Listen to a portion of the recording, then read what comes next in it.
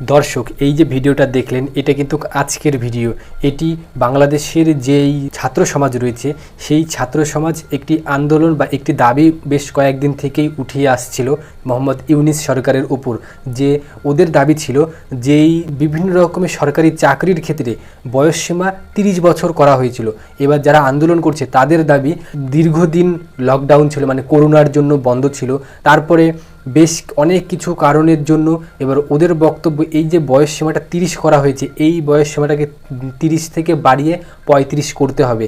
তার জন্যই এরা আন্দোলন করছে। আর এই আন্দোলন এরা কোথায় করছে? এরা করছে মোহাম্মদ ইউনিসের বাসভবনের সামনে এই আন্দোলনটি করছে। দেখুন যে এই যে আন্দোলন যে করছে, পুলিশ কিন্তু এদের উপরে রীতিমতো বন্দুক দিয়ে গুলি করছে। কেমন গুলি? Tear gas. এই টিয়ার গ্যাস আবার বেশ কিছু সময় রবার্ট বুলেটও কিন্তু এদের উপরে নিক্ষেপ করা হচ্ছে। এবার এদের দেখুন বেশ কিছু মানুষ, ছাত্ররা, এরা কিন্তু এরা স্লোগান করছে যে রক্তের বন্যা ভেসে যাবে, আবার রক্তের বন্যা উঠবে। এবার ওরাও কিন্তু কোনো মতে ভয় পাচ্ছে না।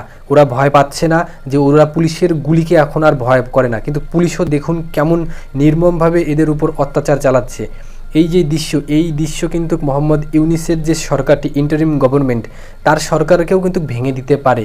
এবার প্রশ্ন হচ্ছে মোহাম্মদ ইউনিস এই যে এদের দাবি, এই দাবিগুলো কেন মানছেন না?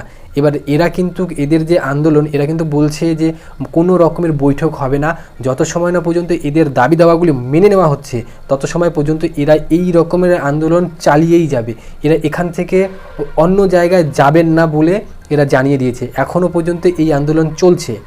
আবার এই ছাত্র সমাজেরই মানুষের কিছু বক্তব্য রয়েছে যারা বলছেন যে গ্র্যাজুয়েশন কমপ্লিট, অনার্সে কোনো সাবজেক্টে অনার্সে গ্র্যাজুয়েশন কমপ্লিট করতে হলে একটি ছাত্রের মোটামুটি 28 বছর বয়স লেগে যায়। এবার 28 বছর বয়সে কি করে ওরা এই যে চাকরির পরীক্ষাগুলো 2 বছরের মধ্যে কি করে চাকরির পরীক্ষায় ওরা কোয়ালিফাই করবে? সেই সমস্ত দাবি দেওয়ার উপর এদের একটি বক্তব্য, এই বয়সসীমাকে অবিলম্বে বাড়াতে হবে, 35 বছর করতে হবে। 35 বছর না করা পর্যন্ত এরা কিন্তু যেমনভাবে শেখ হাসিনাকে এরা বাংলাদেশ থেকে তাড়িয়ে ছেড়েছেন, সেরকমভাবেই মোহাম্মদ ইউনিসের উপরও চাপ সৃষ্টি করা হচ্ছে যে আপনাকেও আমরা এই যেমনভাবে শেখ হাসিনাকে সরিয়ে দিয়েছি, সেরকমভাবে আপনাকেও সরিয়ে দিতে পারবো।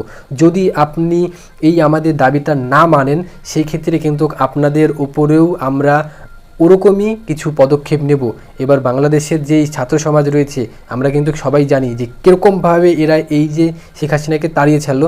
তো মোহাম্মদ ইউনিসও কিন্তু আপাতত ভাবছে যে এদের যদি দাবি দেওয়া না মানা হয় তাহলে এদের চাপে সরকারও আবার হেলে যেতে পারে। তার জন্য দেখার বিষয় পরবর্তীতে কত সময় পর মোহাম্মদ ইউনিস আবার নতুনভাবে ঘোষণা করে যে হ্যাঁ, এইবার থেকে আবার সরকারি চাকরিতে 35 বছর, যারা 35 বছর রয়েছে তারাও এই পরীক্ষাতে, এই সমস্ত চাকরির পরীক্ষাগুলোতে বসতে পারবে। এবার ওদের কিন্তু দাবি এটাই যে অ্যাটলিস্ট আমাদের বসতে তো দিন 35 বছর পর্যন্ত, কারণ বয়স তো অনেকটা আমাদের অতিবাহিত হয়েই গেছে।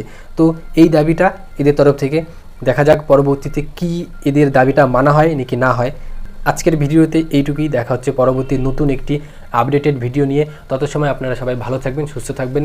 নমস্কার।